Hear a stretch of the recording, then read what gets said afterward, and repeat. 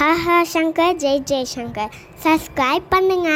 ஸ்ரீ மகாபெரிவா திருவடிகள் சரணம். ஹர ஹர சங்கர ஜெய் ஜெய்சங்கர். நம்மளுடைய வாழ்க்கையில் இருக்கக்கூடிய முன்ஜென்மம் இந்த ஜென்மம் தீய கர்மாக்களை தீர்க்கிறதுக்கு உண்டான நிறைய இறை வழிபாடுகளை பண்ணிக்கிட்டு இருக்கோம். அந்த வகையில் நான் இப்போ சொல்லக்கூடிய இந்த ஒரு விஷயமும் நம்மளுடைய கர்மாக்களை எப்பேற்பட்ட கர்மாவாக இருந்தாலும் சரி அது தீர்றதுக்கு உண்டான ஒரு இறை வழிபாடு.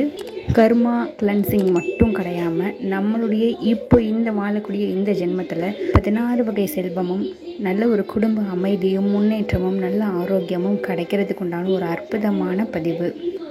பொதுவாக நம்மளுடைய குலதெய்வ கோவிலாக இருந்தாலும் சரி, இஷ்ட தெய்வ கோவிலாக இருந்தாலும் சரி, இல்லை பக்கத்தில் இருக்கக்கூடிய எந்த ஒரு கோவிலாக இருந்தாலும் சரிங்க, நம்ம போகும்போது இறை வழிபாட்டுக்குன்னு சொல்லிட்டு நிறைய பொருட்கள் பூஜை பொருட்கள் வாங்கிட்டு போவோம் கோவிலுக்கு.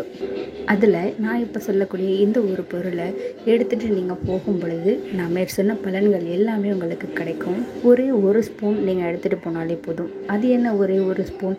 ஏன் அப்படின்னா நம்ம நிறைய பொருட்கள் வாங்கிட்டு போகிறோம். அது எல்லாமே உண்மையான கலப்படம் இல்லாத பொருளா அப்படின்னு கேட்டால் தெரியாது.